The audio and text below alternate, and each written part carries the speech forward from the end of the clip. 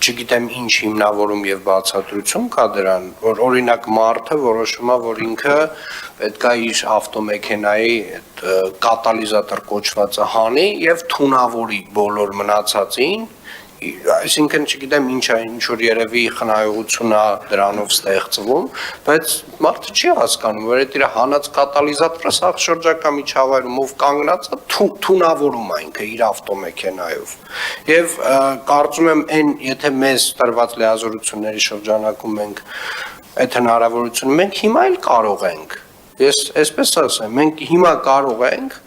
տրանսպորտի վարչության միջոցով որոշակի սահմանափակումներ սկսել ստեղծել այդ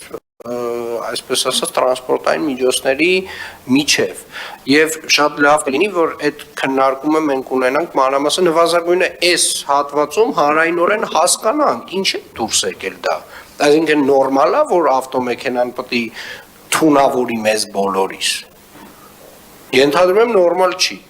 Ենթադրում եմ դա նենց չի, որ տենց մեր ազգային արժեքն է, չէ, այդ ավտոմեքենան, որ պետք է թույնի բոլորիս։ Ես կարծում եմ մենք ամենայն դեպս մենք ոչ միայն պետք է բարձրաձայնենք այստեղ այդ խնդրի մասին, այլ նաև պետք է սկսենք լուծել այդ խնդիրը մեր մասով։ Եթե դեմ չեք, մենք տրանսպորտի վարչության հետ քննարկենք, տեսնենք թե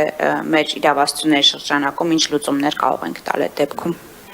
Շատ բարի, հաջորդ